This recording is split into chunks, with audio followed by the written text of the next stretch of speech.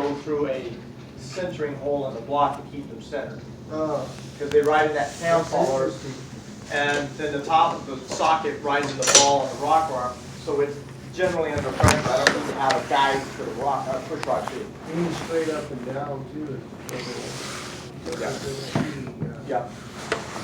Well, even in a deconfigured motor, you know, the rock arm's still going to be a slant. The push rod tube doesn't care what angle it's at. It really doesn't care.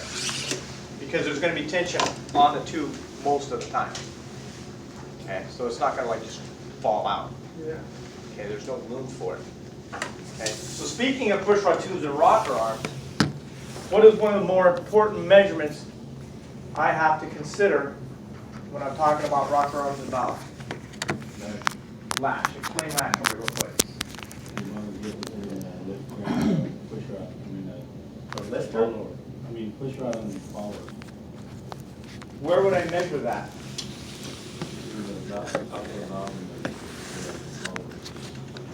Follower or rocker arm? Rocker, okay, because I'm like, that's a neat measurement. Yeah, you're right. You had the right thought. I think you just used the wrong terminology. It's the amount, it's the gap or the distance between the rocker arm and either the top of the valve or the top of the valve bridge. Now, when would I be using a valve bridge? 2 or more valves, 4 valves. When it's a 4-valve head. Both those answers were correct, Mike. A 4-valve head is more a better picture. But yeah, I want to open 2 valves with 1 rocker arm, I'll use a bridge.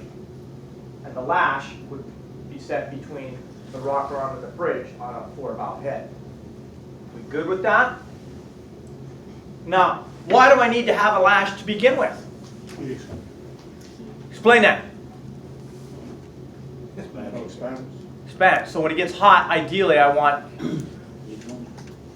0. Are you all right?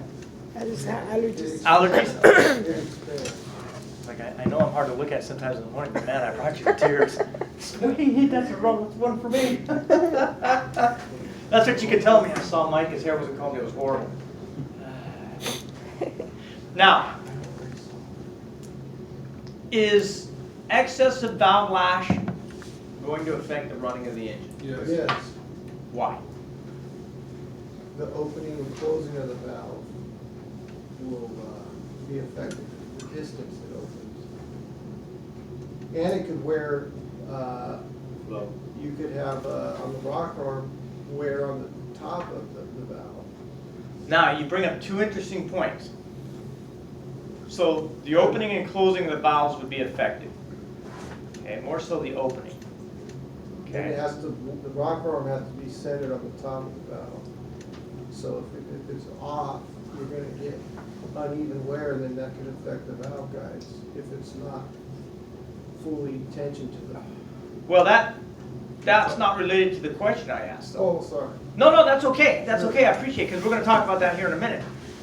But how does excessive valve lash affect the engine's performance?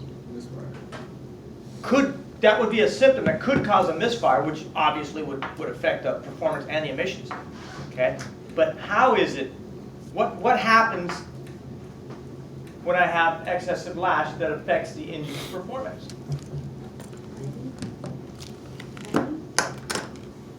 What kind of timing? The valve opens late because I got to take out. So if you look at a degree wheel, which is 720 degrees, it's got an outer circle and an inner circle. The valve should be open a certain number of degrees of rotation of the engine. Let's say 89 degrees, I'll be on my intake stroke. If I have excessive lash, instead of being open 89 degrees, I might only be open 82 degrees because I got to make up extra distance to get that valve open. So I've shortened my intake. I've shortened my breath in. So I've altered my volumetric efficiency. So I'm not able to fill my cylinder as much as I should be able to. So with less cool, clean, oxygen-rich air in the cylinder, I'm not going to get an efficient burn, right? A complete release of the heat energy on top of the piston. What I'll end up with is a lot of carbon monoxide, unburnt hydrocarbons, and partially burnt hydrocarbons, so my emissions go up. Make Now, you had a statement you were gonna make, what was that? You're like, good. Usually when the lash is off, the rocker arms get noisier too, so. Well, yeah, because it's, Yeah. beating on top of it. Now, going back to what you were talking about wear on top of the valve stem. Yeah, Most commercial, most heavy-duty engines will have a little wobbly foot on the bottom of the rocker arm. It's just a little Yeah. wobbly pad that ensures constant contact as the rocker arm goes down. Because if I didn't have it, you're exactly right. As the valve went down, the contact between the rocker arm and the valve stem would change, and then I'd have an irregular wear on the top of the valve. But with this little flexible pad, as the rocker arm goes down, the pad pivots and allows 100% contact on top of the valve, so I don't get that irregular wear. Like a joint. Yeah, yeah.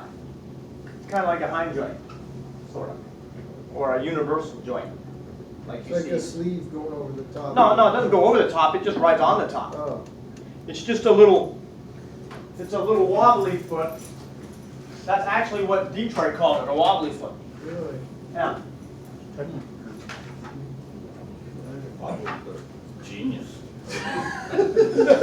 Yes. They paid some engineers 6 figures a year to come up with that, right? After a 12 Hell, pack. after years of research and development, we've come up with a wobbly foot. After a 12-pack of beer. Oh, I don't even need that much, man. Wobbly foot's the best you can do, huh? All right, that's fine. Oh, 25. Like this one? Oh, the other one, yeah.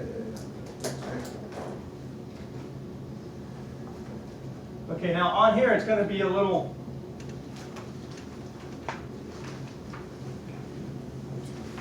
Oh, yeah. So it doesn't, Okay, so this is actually going to be. it doesn't cone over the stand like this. So that's going to be a little ball, and this wobbly foot's going to be a socket, and it's going to ride on there, and it's going to swing back and forth a little bit. So as the rocker arm goes down, the angle changes to maintain contact with the valve stem, 100% contact. And it only swings a few degrees.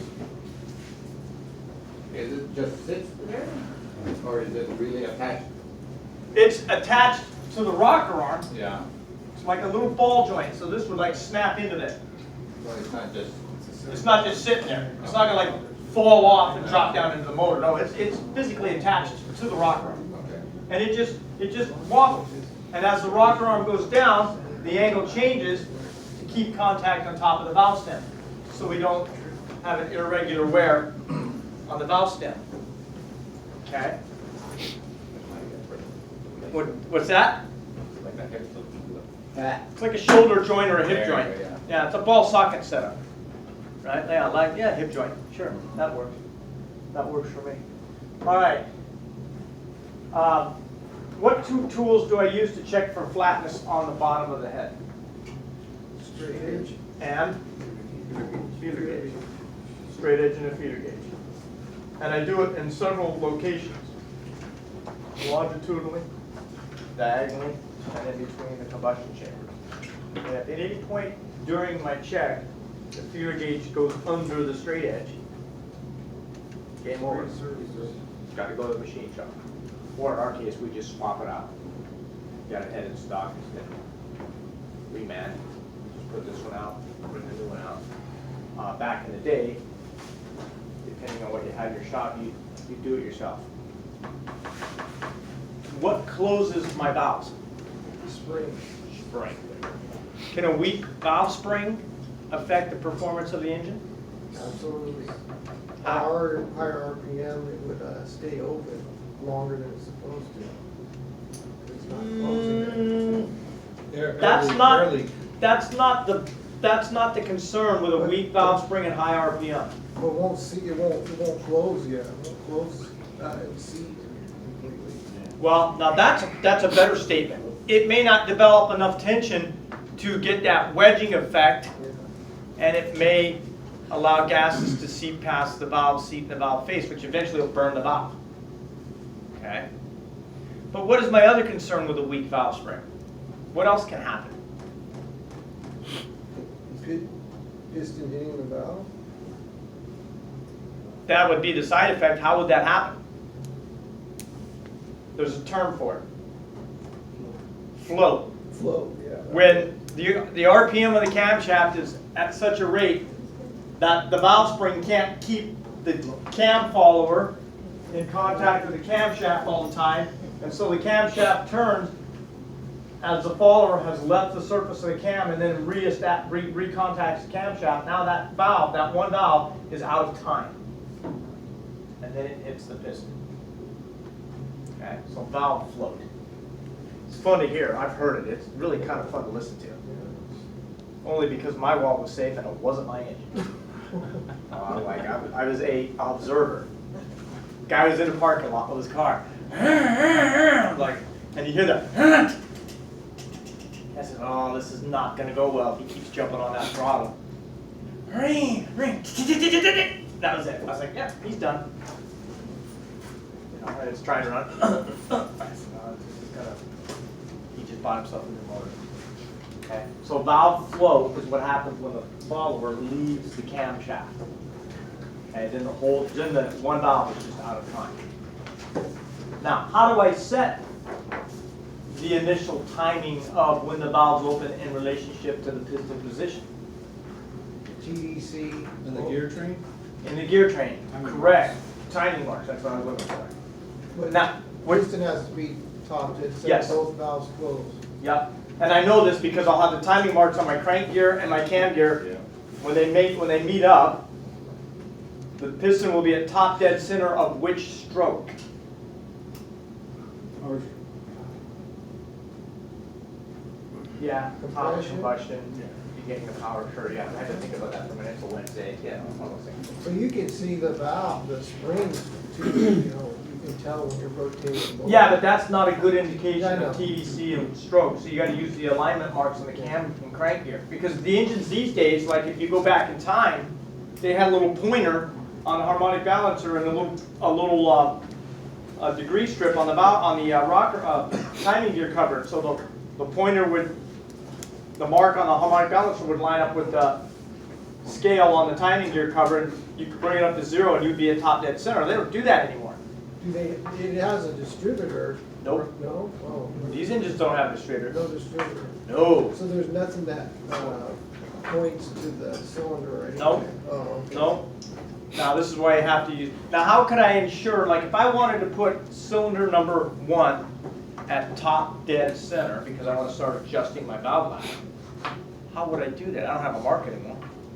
What would I do, or what method would I use to put the number 1 cylinder at top dead center? 2 ways, I know. What's the more common way?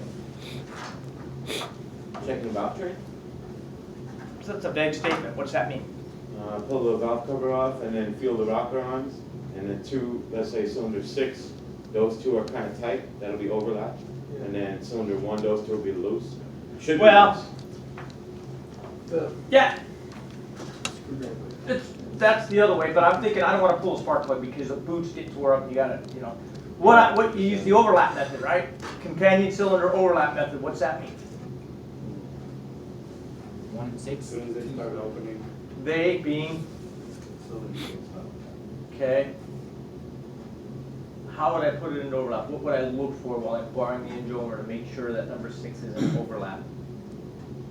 Well, pause that question. Somebody tell me, what is valve overlap? It's the point at which both valves are open, just slightly.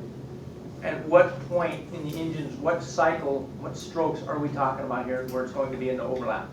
End of one, beginning of another, right? Exhaust beginning intake. Exactly. So that means as my intake valve is, my intake valve is, actually let me back that up. My exhaust valve is almost Close. my intake valve will begin to open. When cylinder 6 is an overlap, cylinder 1 will be at top dead center. And I can verify that because if I can spin the push rod tubes on one, that means they're not under tension. That means the valves are completely closed. The other way, pull the spark plug, stick a long dowel in there so it doesn't drop into the engine. Seen that happen. And bar the engine over until the dowel stops rising and just begins to drop down. Now that, you have to be close to combustion stroke at that point. So you watch your valves when they're both closed. You bar the engine up until the dowel stops moving. Now if you look at Cummins, they'll tell you to use a dowel of certain length, and to be cautious not to let the dowel fall into the engine. It's like, really? You gotta tell me that? Yes, you could use a dial indicator with an extended pointer in the piston. In fact, on the old Cummins, that's how you set the timing, is you had a dial indicator on the injector lobe of the camshaft and another dial indicator on the piston. So with both dial indicators, we're at top dead center, or almost top dead center on the piston. The injector lobe would be at its maximum height. That means it has to begin injecting. And that's how you would set the timing. Because the timing on those old engines, you have the cam rockers on a plate, and you would shim the plate out away from the camshaft or in closer to the camshaft to set the injector timing. It was a process, because you had to do it on 2 cylinders, because there's 2 separate rocker arm plates, and it could take a while. But anyway. I don't know if you'll like this one, but you could put your thumb over the spark plug. Sure. Feel Oh, it, no, yeah. that's fine. Yeah, And listen for the compression. or feel it, coming up. Yeah, but if the engine's hot, I wouldn't want to do Oh, that. yeah, But yeah, yeah, no, yeah. if I've got a cold engine and I'm setting it up, Yeah. especially on an engine stand where I can get right to it. Yeah. You put in top dead center compression stroke, Yeah. and you verify it by the position of the valves. That's nothing wrong with that. That's absolutely fine. You had a hand going up there, Mike, or was you stretching? I'm stretching. Or you just trying to stay awake? You're coming off graveyard, right? No, I don't start till 2. Okay, good. All right. Any other questions? So we're pretty good with the overhead part of this motor now? Chris Damien's missing, that's who's missing. Damien. Chris isn't here, all right. All right, let's do this. Let's go on out into the shop, and we will commence to tearing down the bottom part of this engine.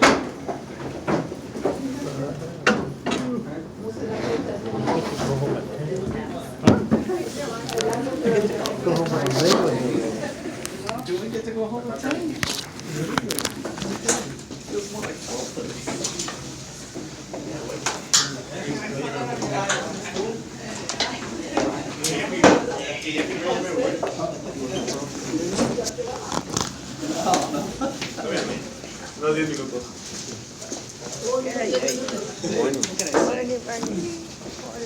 Hola, José. Bien, ¿y tú? Bien, gracias a Dios. Estaba pensando, ¿dónde está Yesenia cuando empezó la clase? Y el video. Ya vengo. I got some gloves, I got some towels. So what we're gonna do today, Mira, se puso su jacket, sus primeras que se ponen sol. Oh, sí. with a little bit of luck, we'll get the crankshaft, camshaft, pistons, and rods out of this thing. Yeah, we'll take the oil pan, so don't get ahead of me. We'll get everything around here first. Got a couple of safety items I want to cover.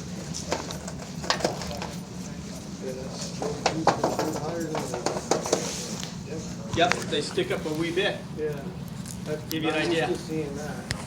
Yeah, no, in automotive world, you're not gonna have that because you don't have liners in your block. Yeah, yeah. Now, I've seen them in a machine shop when they're building a high-end motor. I've seen them liner engines. In fact, when my brother was building the Ecotech 4-banger, he would liner that cylinder and stick a huge piston in it. All right, gonna have a hard time working on this thing from over there. I don't know what y'all standing over there for. I mean, really, it doesn't bite much.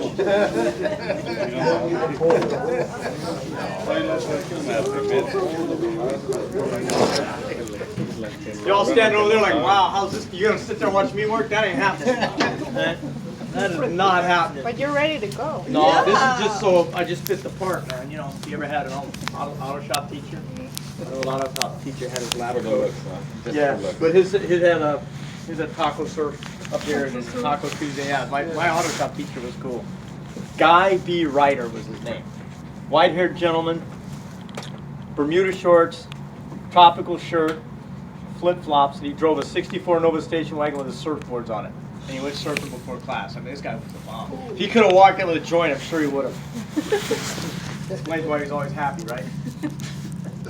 All right, now, so we're at this point now where we're gonna be rotating this engine over. All right? Now, it may or may not happen, but if your hand slips off of here and this thing starts taking off on you, just let it go. Okay, just let it go, because if you stick your hand there and try and stop it, and I did this once with the Detroit 50s, which were top heavy, it got away from me and this handle was spinning, and I went to grab it and stop it, and it came around and it made the sound like a watermelon when it hit my hand. And just, yeah, I bruised the hell out of it. It was messed up for about 3 weeks. I got lucky, I didn't break nothing. But man, I tell you what, it was not good. So if I ask you to roll the engine over or rotate the engine and your hand slips, now these aren't as top heavy as those 50 series were, so probably not gonna run away from you, but that doesn't mean it can't happen. So if it takes off on you, just let it do its thing, man. Probably not gonna fall off the stand. It's just gonna roll over and then we'll deal with it. I don't wanna see you stick your hand in here, have this thing come around and just whop. You would think that they'll have like a strap, like a Nah. safety strap to. No, that's because the builders of the stand assume that the individuals using the stand have got some common sense. So, I mean, Says the wobbly foot. says the wobbly foot. That's good. I like that. And then it tells you, if you read the manufacturer materials on these stands, they tell you if the engine gets away from you, don't put your hand in there. Because I mean, I could make this thing totally safe, but you just wouldn't be able to use it. You know, I could have a little lock where every time you turn it, you had to pull a lock, click, click, and it's like, Jesus, it took me half a day to turn the engine over, right? So it's not a nanny state here. So it's a little common sense. I like this stand better than that stand because the gear ratio here makes it easier to turn it. That's got a little taller gear and it makes it a little harder to turn. was that got the little bolt? Well, see, that's an automotive, and I have my differential on one of those. This thing This is is weighing. great, yeah. This thing's weighing in when it's fully built and ready to go into service. It's about 1,000 pounds. I'm not going to put 1,000 pounds on a Harbor Freight shindiggy there. That's just not going to happen. Yeah. All right. So we're going to start. Somebody is going to start. What we're going to do is we're going to roll this thing upside down. We're going to take the oil pan off. And then once we get the oil pan off, I'll have it upside down. We'll pull the camshaft out of it. So I'll roll it over because that's the kind of guy I am. Not a problem. Just going to get my exercise. I felt bad this morning. I didn't go out for my walk in the yard because it was too cold. And then my sister sent me a picture of her getting ready to go for her walk in Wisconsin this morning. It's like 12 degrees and she's all bundled up taking her walk, and I kind of felt guilty this morning because it was like 49 degrees. I was too cold. She's like, "Oh, Mike, I'm taking my walk. It's 18 degrees." I'm like, "Damn." I know, exactly. I'm sure that's what she's going to tell me. You California people are kind of wimpy. Wimpy. So I did feel kind of bad. So what I'll do, now that the sun's out between classes, I'll take my walk when it's 68 degrees. Whatever. Standard color. Yeah, she goes, "Oh, it warmed up today." I was like, "What do you mean it warmed up?" "Yeah, we got past zero." I was like, "Oh, shit." Okay. All right, so we're going to need some sockets, a can, one of my illustrious coffee cans, and we will pull my oil pan off. Where do you system lives? Wisconsin. Park Falls, Wisconsin. I'm going to go up this summer and visit, and then I'm going to take a tour of the Harley-Davidson plant. Ooh. Right, baby. You have a Harley Davidson? I used to. No, after I broke my back, I can't ride. I cannot ride. Besides, with all the traffic and all the distractions, What am I texting. Oil pan. I wouldn't ride a motorcycle these days. It's too damn dangerous. Oh, yeah. You can And the way trust I your, ride, you know what it is? You can trust yourself, but not the people around Yeah. you. I was That's it riding. right there. I was riding home from San Diego, and Yeah, please. I was trying to stay ahead of the rain. So I'm on my Harley. I'm going about 105, and I look in my mirror, and there's another motorcycle headlight behind me, Your shadow. and it's catching me. And it gets up close, and then he turns on the red blues. It was highway patrol. I was going 105 miles an hour in a 55 because I didn't want to get wet. So the dude pulls me over, right? Red-haired kid, right? Tall, lanky fella, hops off his bike. He says, "Holy crap, dude! You know how fast you were going?" I'm like, "Not really." He says, "I just got this bike today. It's brand new. They issued it to me, man. I had to go 130 miles an hour to catch you. That was cool." I'm like, "Well, I'm glad you're in a good mood." Yeah, he was all excited. What kind of bike he He had a Harley Davidson full dresser, right? So I mean, he got it. He says, "Here's your new bike," and he got to wrap it up the first time, right? I was like, "Well, I'm kind of trying to keep ahead of the rain, and now we're getting wet." He goes, "All right, slow down. Go over there and have some coffee till the rain's passed." Well, I didn't have my motorcycle endorsement, so he could have taken my bike, right? So I'm like, "Okay, is that it?" He says, "Yeah, I'm gonna go get some coffee too." So we rode over to the donut shop, parked, and we sat there for about an hour, jaw jacking back and forth. Oh, I saw it's a big bullet. He asked me for the registration and insurance. He goes, "You got a license, right?" I'm like, "Yeah," and I wasn't lying. I do have a driver's license. He said, "All right, get over there, get out of the rain." Rode over there, got off, parked my bike under the. A couple cups What of kind coffee. of bike you have? I had a- I'm missing you. I had a souped-up Harley Davidson Sportster. She's like our best, case of old, What? Yeah. Which one? Might help. Now, most of the companies have gone to composite. So, and they do that. The bucket? They do that for weight. I don't work like that at all. I just use battery cars and carpal tunnel, man. Oh, that's fun. I've had both hands done, both elbows rebuilt, all kinds of crap. Did they use reman parts or what? Yeah, reman. I had an HMO, so I got generic. If I had a PPO, I might have got OEM. Yeah? Yeah. at least it's not a HOM. No, I have a HMO. Actually, my HMO is pretty good. Yeah? Yeah. The doctor that did my right hand the first time, he was really cool. He needed to take some photos for some medical conference on taking out staples. So he has my brother take out the staples while he's taking the pictures. I was like, "What the hell, man?" Like, Maybe we just put it here. HOMO. Yeah. Let's hope not. Because you never know when they give you that gas what bad things can happen. someone was complaining about their HMO and they said, "Hey, this is not Oh, a he dropped one! Who dropped it? Elbow pops out of socket. Yes. This thing is with the elbow, it's below 6 years old. Pull up my arm. Like if you pick up, like say you want to drag it, and you pull it, yeah, it pops it right out. Thank you. And then they Like, you know, size, please. right? So the trick is you gotta make sure that. So if they get squeezed, it'll be really painful. And really painful for me to do that. If they can squeeze your finger still, then it means more than likely the wrist is not broken or the arm is sticking out the elbow. So I had to take my son one time to the emergency room for that. And the nurse showed him how to fix it myself. Because they charge the insurance like $2,000 to do what he did. So it happened to him again the other night. And 2 days later. it's like, 2 days later. Much about 2 days later. pick that one up. He was screaming. Yeah, but I was able to do it. Some of the guys will use an air tool on this, and that would be fine. But we don't do that.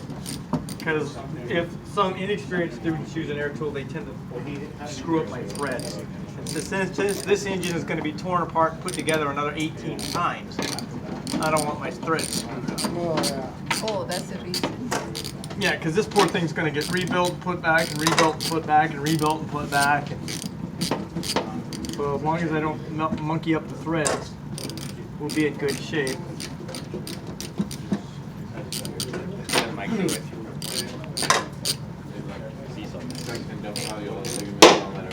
I scratched the paint! You had a bump out, there you go. Go get some compound number 7. All right. Go ahead and see if these are bad bears or loose. Over here. So the torque spec on these aren't very high because you're torquing composite onto metal. Like 20. I don't memorize specs because they change, You right? can feel it though too. Yeah. Because if you over tighten things, you can distort the surface and build in a leak. Everybody thinks, oh, it's leaks, tighten it more. Well, maybe that's the problem. On my oil pan on my car, the guy rebuilt it just did silicone like a whole thing. You know, oddly enough, a lot of engine manufacturers Yeah, and doing on that. and on the intake. Yeah, it's cheap. Not the ports, but the front and back Yeah, part. it's cheaper to do that because that they don't have to cold gasket. manufacture a gasket. Yeah. Gasket in a tube. It is- Just don't get it mixed up with your Yeah, toothpaste. down and do it. With the toothpaste. Because you can get it in a tube that looks like toothpaste. And you're gonna brush your teeth with some silicone. You're gonna have a bad day at the dentist. Where we put this one? You're gonna slide that kind of right on top of that fuel control module under the table there. With the top? It doesn't matter. Okay. Now, because that's a composite pan, not steel, what Cummins did is they put a stiffener plate in here to firm up the bottom end of the block. Okay, that's why you see this plate. So let's go ahead and get a small, I'm going to say 8mm socket, and we'll pull my pickup tube off.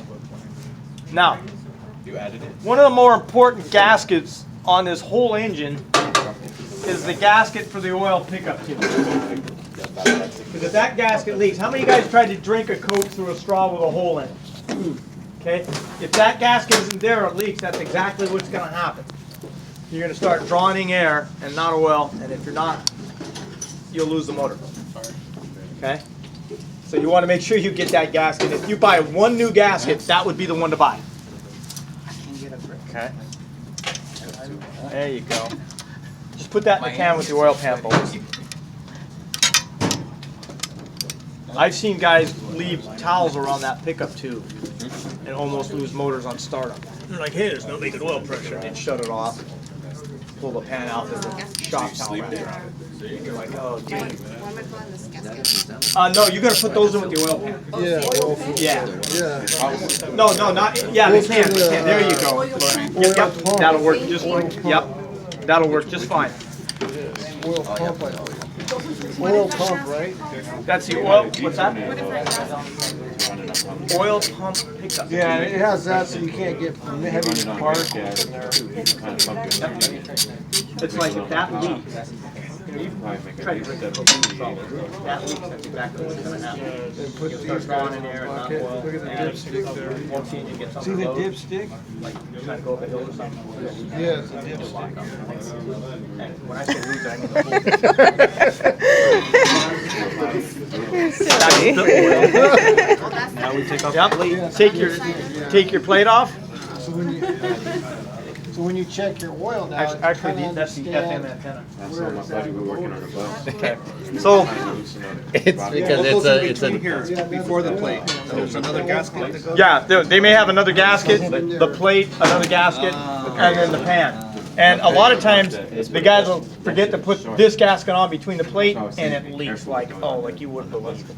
It's like the Flint, Michigan drinking water, or the Exxon Valdez. All right. Now that we've got that taken care of, we're going to, let me see where I'm at here, guys. We're going to pull the camshaft. We're going to slide the camshaft out. Okay, now, because the engine's upside down, my tappets, my cam followers, are going to remain up in their bores. So I don't have to worry about dropping the tappet when I pull the camshaft out. If I'm doing this in the bus, In okay, frame. in frame, or maybe I got to replace the cam because it failed, whatever. What I would have to do is, I've got tools that would run through the head, through the block to the tappet. I'd wedge the tool into the top of the cam follower, lift it up, and and then put a zip tie around it and hold it up while I slide the camshaft out. Follow me? Where's that at? Where would you do that? Let's see, I got, To put enough grass in it that it would fall out. it's great for New Year's. Yeah, for that, you gotta have two screwdrivers. No. We went large, we paid more money than we should have. You get it, Napa, $20, and we get it with the commercial distributor for $200. He did have a lot. So this, which one is it? A little hole. Okay, wrapped it, liquid twisted it up. So he comes running in, everybody's having a morning. Oh, this one? Powwow meeting, and he comes in, he goes in, he gets Uses wood now. Pull that little, pulley off. Oh, that. Yeah. You need a flashlight, it's on my best. If you need a flashlight, it's on my best. Oh, thank you. Perfect day to do it. So these are a little dated, but How was it damaged? I went in there and I gave it a fire or something. this might be for the wrong engine. But what you would do, you would take this rubber grommet end on this, you force it into the tappet, you'd lift it up, and then when you got it high enough, you'd slide this down, and it would stay on the block, and it would hold the tappet up off the camshaft, and then you could slide the camshaft out of the block. Okay? So I don't know if this is, I haven't used these in so long, the rubber's probably swollen up to the point where I can't. So Works like those plumber's plugs, kind of. Yeah, so I'd put it in here and I'd tighten this up, and what this would do, it would cause that rubber to expand. It would hold the cam, you put it into the bore, and it would hold the cam follower up and allow you to slide the camshaft out of the block. And then when you slide the new camshaft in, you just take these off. For each one. Yep. For each one. The thing is, you gotta kind of take care of them because most of these rubbers are pretty used up. But you will only do that only. Right, if I got, like that one cam I showed you with that one wall was all tore up, okay, I would pull my tappets up, slide the cam out, slide a new one in. Now, if I pulled the cam up, I saw that kind of damage. Okay, I'm pulling the head, I'm taking the tappets out. The tappets that hold on the follow pin right now. All right, so let's go ahead and do this. Let's pull this seal off here. Okay. Yeah, and we'll put that on the, that engine you showed me?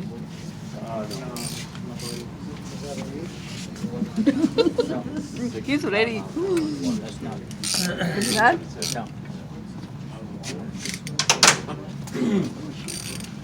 These are Quincy cracks, these are That, let me see, oh, that's an oiler, we'll get to that.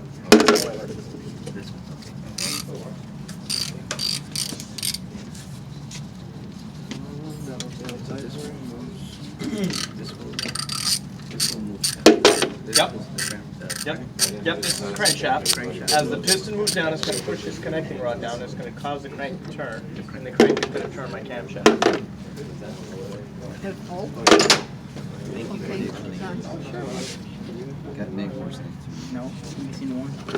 You got them all out? Nope, there's two right here. Uh-huh. You have to take them all out. I know it's not sealed really well, so that's. So this is the crankshaft, and when it turns, it will turn my camshaft. And when it turns the crankshaft through my pistons and through the connecting rods. This turns that, Yep. not that. This is the workhorse of the piston, okay? This is where the pressure on top of the piston is pushing the piston down in the bore, causes the crankshaft to rotate because the piston is connected to the crankshaft through the connecting piston, right? So when my piston fires, it pushes on the connecting rod and it causes the crankshaft to rotate. And because of my gears up front here, actually right here, this gear will turn this gear, causing the camshaft to rotate. I have a feeling. This part looks. No, crankshaft. Yeah, it's not transmission off. It would tell you to. Why the other one is moving? Because it's moving, because I have to move these up and down the valves. So once you take off the main caps, Let me see. So it's like you're driving a car with And then it this comes off, that thing is looks like it doesn't. something goes in from the bottom, like little No, it's just the seal in I there. think during our lifetime it will completely go away, but they don't slowly. Next 20 years. It'll be getting really big. It's just the seal only? Yeah, it's a rear main. Look at that deer. There you go. You get it? Yeah, you got it. Yeah, you just gotta kind of So that's the. be a little brutal. All right. Now, Those are some big. yeah. Now, let's do this. Let's rotate, actually, let's not. Let's leave my engine like it is. We're gonna need two, I don't know, is that about a 10 millimeter socket? Oh, for these. Yep, I'm gonna take my I don't think so. camshaft out. I don't think so. I've seen those on I don't know, is that 10 or 12 millimeters? I'm horrible at guessing. Hey, Mike, this is the rear main seal, right? This one back Yes, here? yes. That's the thing I hate about Cummins. When that thing leaks, I have to take the transmission off of it. I gotta take the flywheel off of it. I gotta take the bell housing off of it. And then I can change the Does it seal. go on dry? No, usually you gotta sleeve. You lubricate the seal, you lubricate the snot out of it. And then hopefully it just slides over and goes in. The actual changing of the seal is the easiest part of the whole damn job. Once I change the seal in 15 minutes, I gotta put everything back on, and there's your 6.5, 8 hours. This is a little bit, you're gonna have to do these one at a Porsche time. after 6 hours. Yeah. Lunch break. Seals tool. No, it's actually probably a $850. 12-hour job, 12 to 14 hours. 'Cause you gotta, could be, yeah. You gotta 'Cause you gotta send pull, them you gotta take the drive shaft off. And then when you send the tool back, You gotta take the transmission off. refunds you the rest. You gotta take the Yeah. flywheel off. $850. You gotta take the bell housing off. Because Put it that has on to the turn counter. as it goes Right. in. It's clocked. On the, We got a lot of them that are Yeah. leaking right there. And Huh? it locks it in place. So it, That's why you don't do it. yeah. Yeah. When it's like over his job, like, This is do you leave for the next day or the next person We're takes gonna over? have to, Depends on the workload. If we're behind on work and I need a bay, then, Box. you leave at 2:30 and the next guy comes on at 3 o'clock and he's gonna finish You know, it. it's a flat 6. This is for different parts. what's that? Yeah, that's fine. That's fine. Yeah, that'd be awesome. Come on, Mike, spin that thing, man. Because I could get it, but it's gonna take me. Taking all damn day. It's a little First, bit, it's a well, little bit out of. First off, you're using the biggest tool I possible. know. So why do you do that? Grab a 3/8 drive, I got man. a What's your Mercedes fascination with a transfer half case inch? apart right now. Just cause all It's, the sockets were in order. Is this DCB? It's like a two. Because it has the foot pack in it. And I'm trying to get the clutches. Well, but I'm that waiting on is coming that. out. Those parts that Yeah, we have to turn the motor. Yeah, that's the You cam. know what's crazy? The I cam get it follower in 2 right days. From Slovakia. How is that possible? Just straight throw it on the plane and you got the wrong damn plane. Yeah, that's the cam follower. But it has to get through Yeah, customs that's and all the cam that. So how follower. is it? How in the world can I get parts from Slovakia in 2 days? So what's Amazon's excuse? When they have warehouses everywhere, you know? Doesn't make any sense. If you really want to put a box, Oh, that one there, I they want to thought. put a they want to like buy like that Goodyear thing like Long Beach. Really? And then they want to fill it up with drones and then they want to fly. Now, what I would do, if I'm doing this in an engine, I would put, well, now that you Wow. because I don't want this thing to fall out, I'd put a piece of paper in there, so when I pull it out, it doesn't drop down and give me grief. Okay, so let's see. I'll show you friends. Drop the washer. And what the hell, it's a twofer, Mike. Yeah, So now, Get the second one. that's the cut to that transfer case. You see, it's got a pump built in. The clutch is right here. That's the part like. You can see the plates. See how they're kind of black. So that's like, I have it apart. That's a new chain already. New sprocket. The other sprocket's good. So This might little have to. solenoid here, Yeah. that changes the speed, one speed. Hang on, guys, you're killing me. Low and All high. right, But you have to So there's my try to camshaft. put it back together. all right, now if you look in here, you'll see your tap, so your cam